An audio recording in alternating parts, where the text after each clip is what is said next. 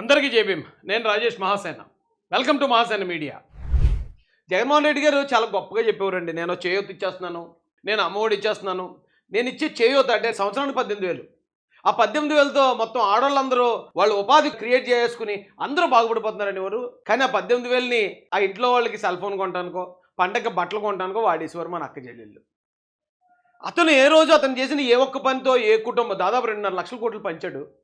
ఒక్క కుటుంబానికి ఇగో ఈ ₹1,00,000 ఈ వ్యాపారం పెట్టుకున్నారన్న ఒక్క కుటుంబం లేదు ఆంధ్రప్రదేశ్లో. మొత్తం అన్ని ఖర్చులకి అంటే కూర వండుకోవడానికి, కూరగాయలు కొనుక్కోవడానికి అలా ఆ ఖర్చులకి ఇచ్చాడు తప్ప ఒక్క కుటుంబాన్ని నిలబెట్టలేదు మహానుభావుడు జగన్మోహన్ రెడ్డి. కానీ ఇగో చంద్రబాబు నాయుడు గారు వచ్చి రావడంతో ఎస్సీ మహిళలకు రాయితీ రుణాలు 50% లేదా గరిష్టంగా 50,000 సబ్సిడీ, 1,00,000 నుంచి 3 లక్షల వరకు రుణం తీసుకునే వెసులుబాటు, జీవనోపాధి కల్పనకు డ్వాక్రా సంఘాల వరకు గుర్తింపు. డ్వాక్రా సంఘాల్లో ఉన్న దళిత మహిళలకి 1,00,000 నుంచి 3 లక్షల రూపాయలు లోన్ ఇస్తున్నారట. దాంట్లో 50,000 సబ్సిడీ. ఇప్పుడు ఏం చేస్తారండి? 1,00,000 నుంచి 3 లక్షలు తీసుకున్న వాళ్ళు ఒక ఆటో కొనుక్కోవచ్చు, లేదా ఏదైనా ఒక కూరగాయలు కొట్టు పెట్టుకోవచ్చు, ఏదైనా చేయొచ్చు. 3 లక్షలతో ఒక వ్యాపారం ఈజీగా పెట్టుకోవచ్చు. ఓ కిరాణా షాప్ పెట్టుకోవచ్చు, లేదా ఓ టెంట్ హౌస్ పెట్టుకోవచ్చు.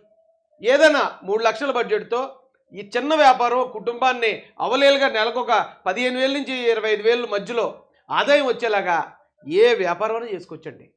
3 లక్షల రూపాయలు ఇస్తూ దానిలో 50,000 సబ్సిడీ అట.